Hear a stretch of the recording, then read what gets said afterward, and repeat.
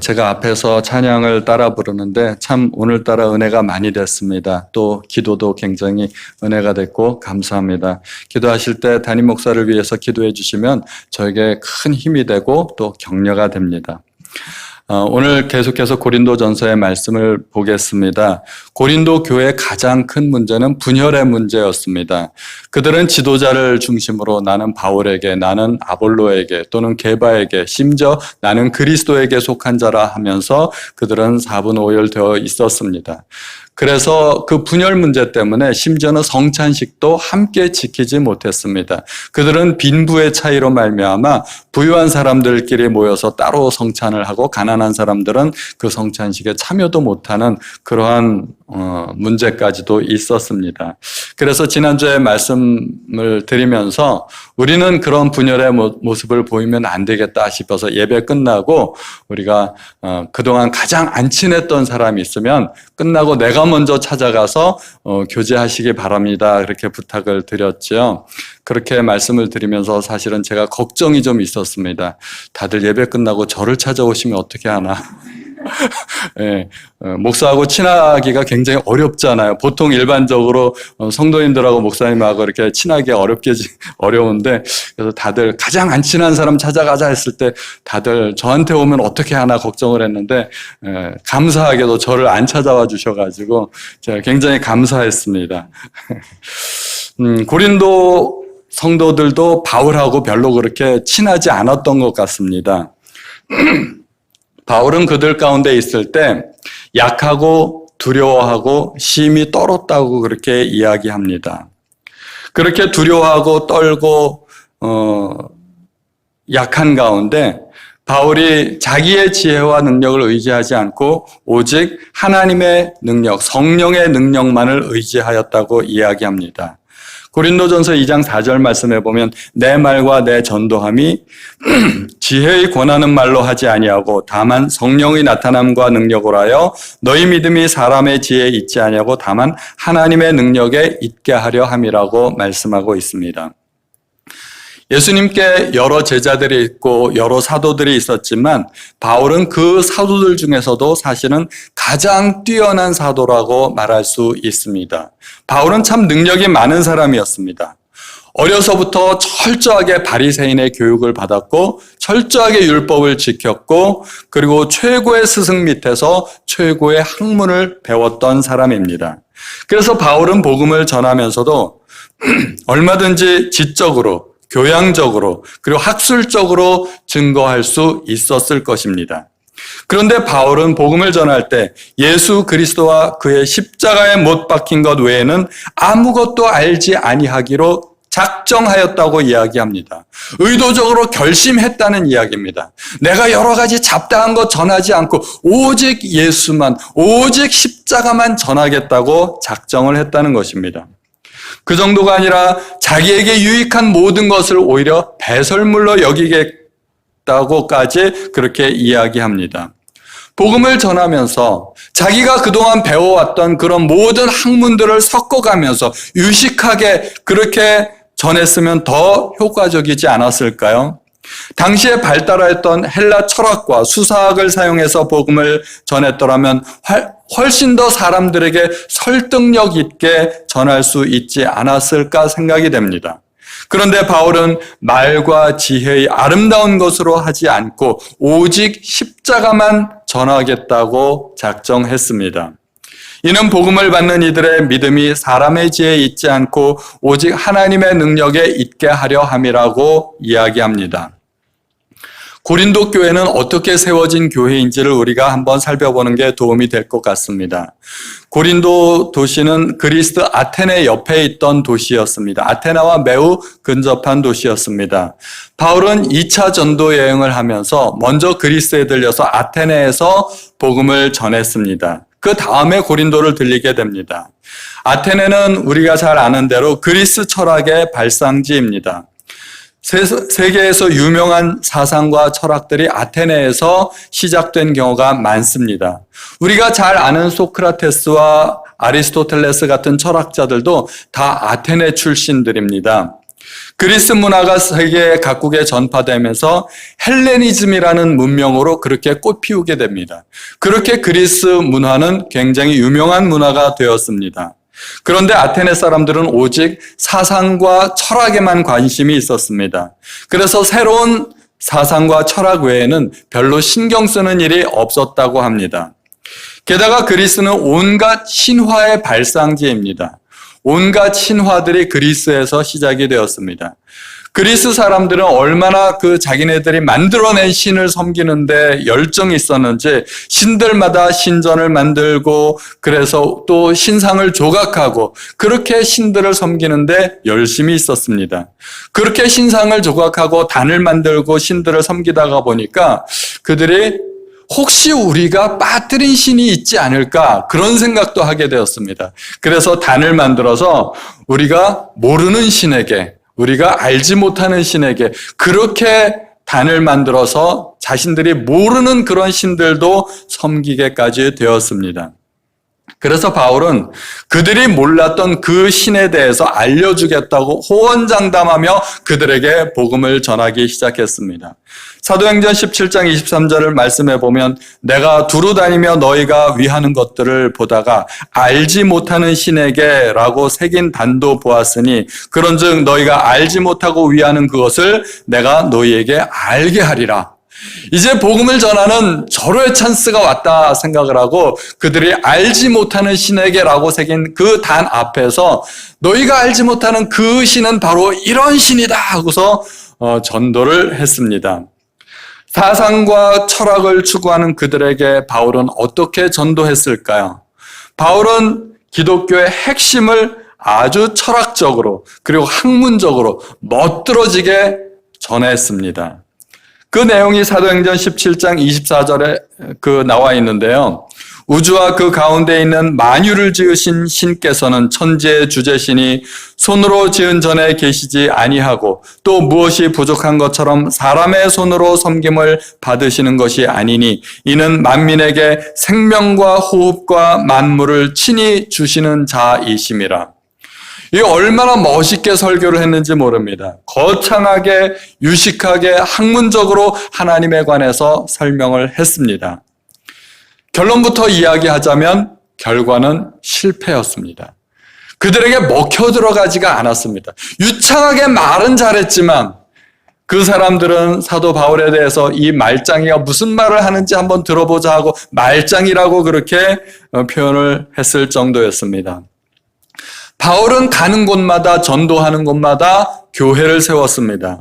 빌립보에서 전도하고 빌립보 교회를 세웠고 데살로니가에서 전도하고 데살로니가 교회를 세웠습니다. 고린도에서는 고린도 교회를, 에베소에서는 에베소 교회를 세웠습니다. 그런데 이상하게도 아테네에서는 아테네 교회를 세우지 못했습니다. 그토록 거창하고 유식하게 설교를 했는데도 불구하고 왜 아테네에서는 교회가 세워지지 못했을까요? 기독교는 이론이나 학문이 아니기 때문에 그렇습니다.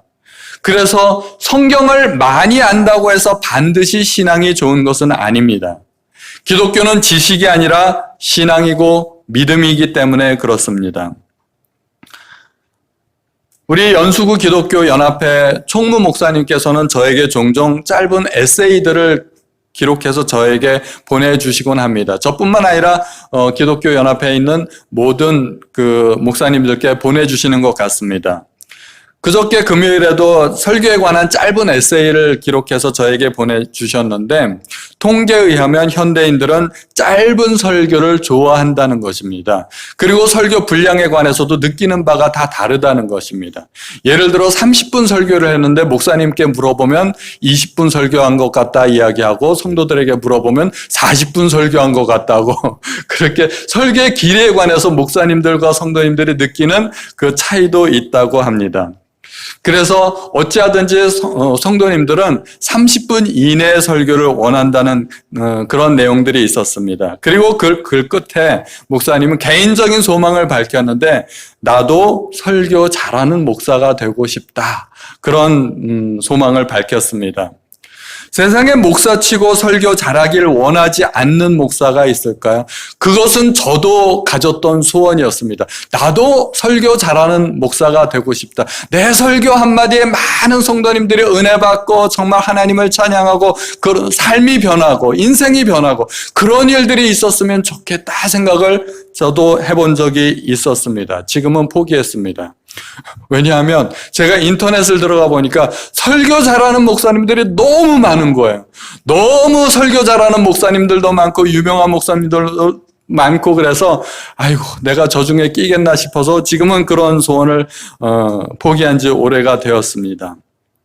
오늘날은 인터넷 등 대중매체가 발달했기 때문에 설교의 홍수를 이루고 있는 시대입니다. 정말 훌륭한 목사님들도 많고 좋은 설교를 우리가 원한다면 얼마든지 들을 수 있습니다. 저는 바울의 설교가 궁금했습니다. 바울은 어떻게 설교했을까요? 고린도전서 2장 2절에 보니까 내가 너희 중에서 예수 그리스도와 그의 십자가에 못 박히신 것 외에는 아무것도 알지 아니하기로 작정하였다고 이야기합니다. 오직 예수만, 오직 십자가만 전하겠다고 작정하였고 그렇게 실제로 전했다는 것입니다.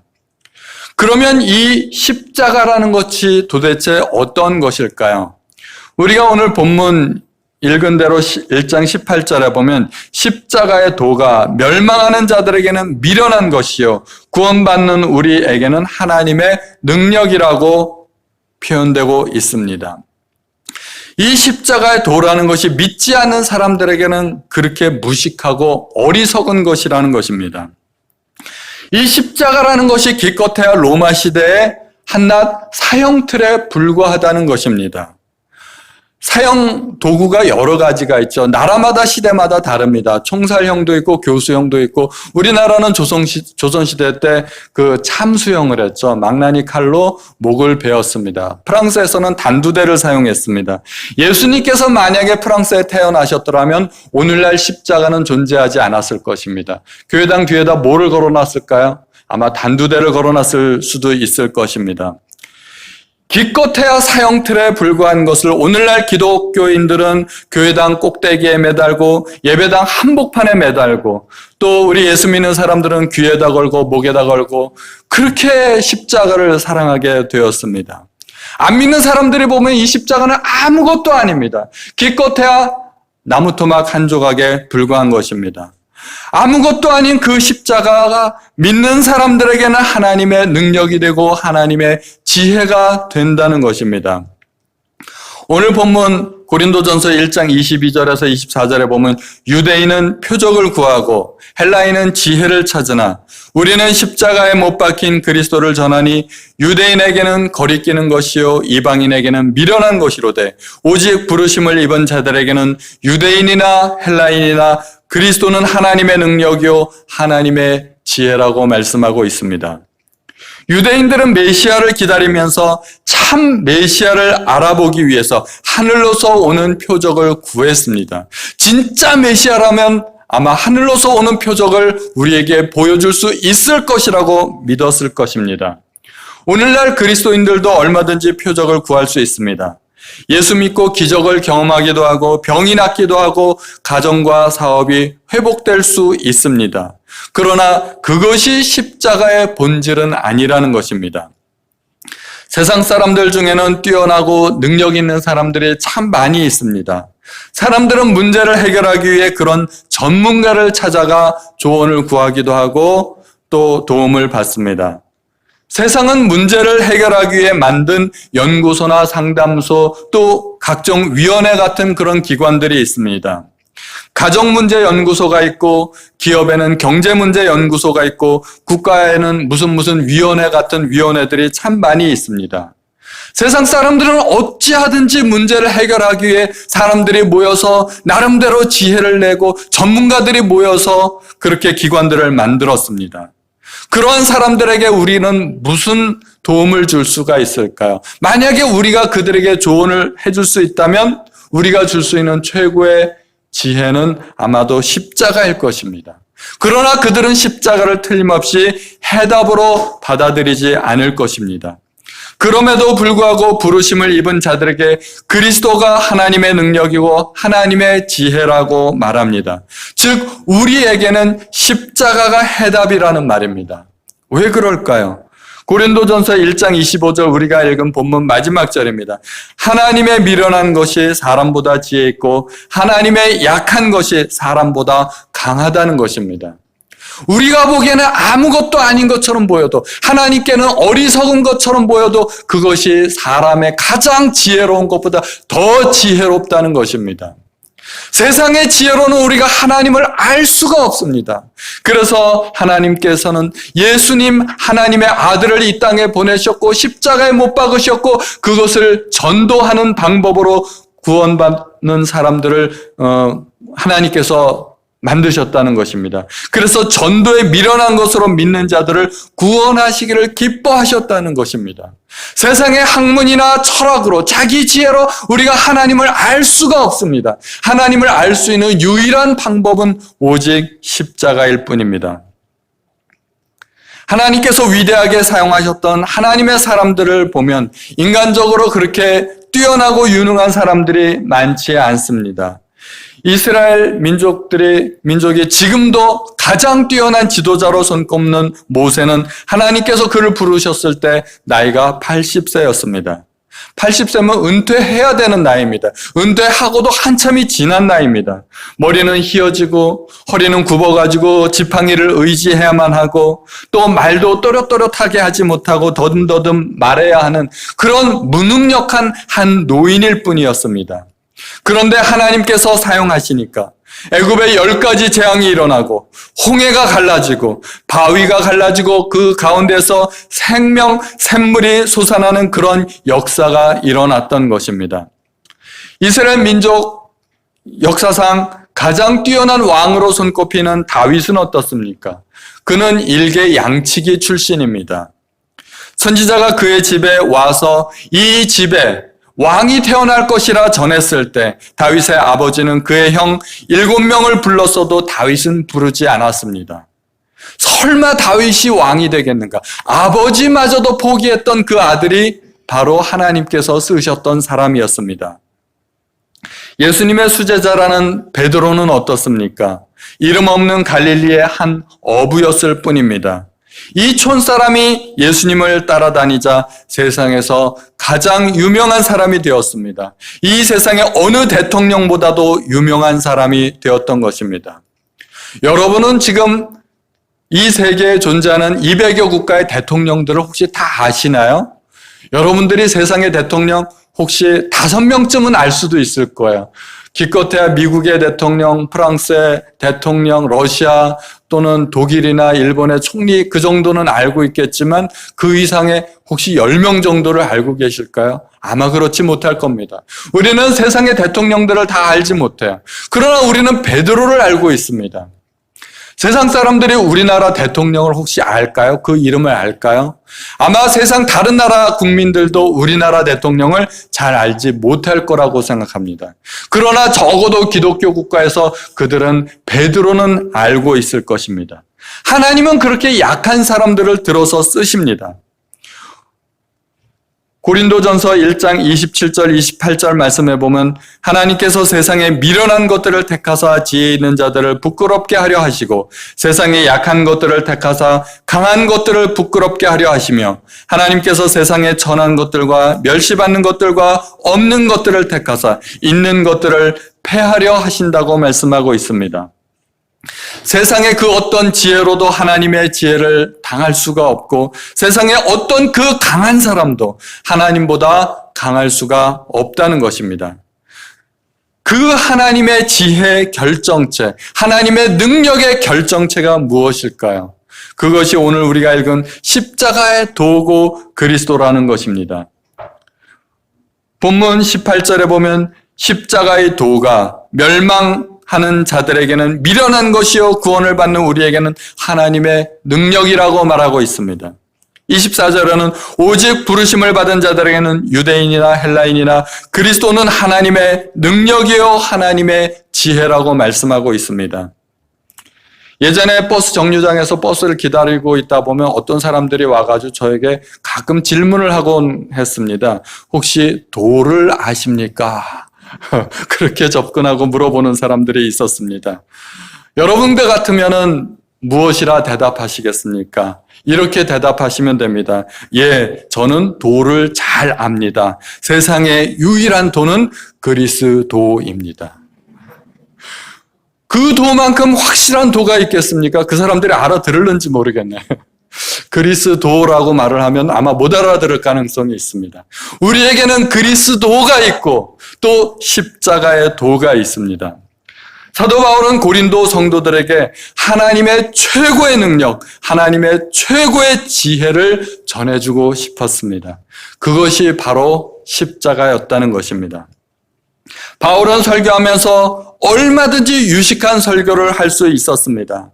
당시에 발달했던 수사학을 사용해서 청중들에게 감동을 주고 논리적으로 설득할 수도 있었을 것입니다. 그런데 사실은 정반대였습니다.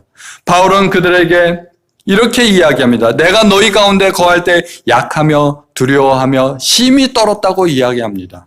그리고 고린도 성도들도 바울에 대해서 이야기하기를 말이 시원치 않은 사람이라고 그렇게 이야기를 했습니다. 지혜로운 말로 얼마든지 유식하게 전도를 할 수 있었음에도 불구하고 어리석고 무식하게 보일 수 있음에도 불구하고 오직 우직하게 십자가만 증언했다는 것입니다. 바울이 그토록 십자가만 증언하기 원했던 이유는 성도들의 믿음이 사람의 지혜에 있지 않고 하나님의 능력에 있게 하려 한다는 것입니다. 이제 우리는 우리의 믿음의 기초가 무엇인지를 살펴보아야 합니다. 사람의 지혜가 우리의 믿음의 기초일까요? 여러분들은 똑똑하고 유능하고 웅변적인 설교를 듣기 위해서 이 자리에 오셨나요? 아니면 십자가에 관한 것을 듣기 위해서 이 자리에 오셨나요? 십자가가 우리 모든 성도님들의 믿음과 신앙의 기초가 되기를 바랍니다. 오늘날 많은 그리스도인들이 유대인들처럼 십자가를 배제한 채 하늘로부터 오는 표적과 기적을 구하고 있는 것은 아닌가 합니다. 기적과 같은 일들이 일어나 내 현실의 문제를 해결해 주기를 바랍니다. 그러나 그러한 것들을 구하기 전에 우리가 먼저 구해야 될 것이 있으니 그것이 바로 십자가입니다. 기적은 결코 나쁜 것이 아닙니다. 하나님은 원하신다면 얼마든지 지금 이 순간에도 기적을 베풀어 주시고 우리의 삶의 모든 문제들을 해결해 주실 수 있으실 것입니다. 기적이 일어나 병도 낫고 모든 문제가 해결된다면 얼마나 좋은 일이겠습니까? 다만 그러한 것들이 기독교의 본질은 아니라는 것입니다. 기독교의 본질은 복음이고 복음의 기초는 오직 십자가라는 것입니다. 어떤 그리스도인들은 헬라인들처럼 지혜를 추구합니다. 요즘 같은 어려운 시기에 특별히 지혜가 많이 필요합니다. 학교에서도 지혜가 필요하고 정치가들도 지혜가 필요하고 경제하는 사람들도 지혜가 필요합니다. 어떻게 하면 우리 학생들을 온라인으로 더 잘 가르칠 수 있을까? 요즘과 같이 경제가 어려운 시기에 무엇을 어떻게 해야만 할까? 정치가들도 지혜가 필요합니다. 어떻게 해야 나라 살림을 잘 이끌어갈 수 있을까? 코로나 바이러스도 잡아야 되고 경제도 잡아야 되고 두 마리 토끼를 다 잡아야 되는데 도대체 어떻게 하면 할 수 있을까? 지혜가 필요한 시기입니다.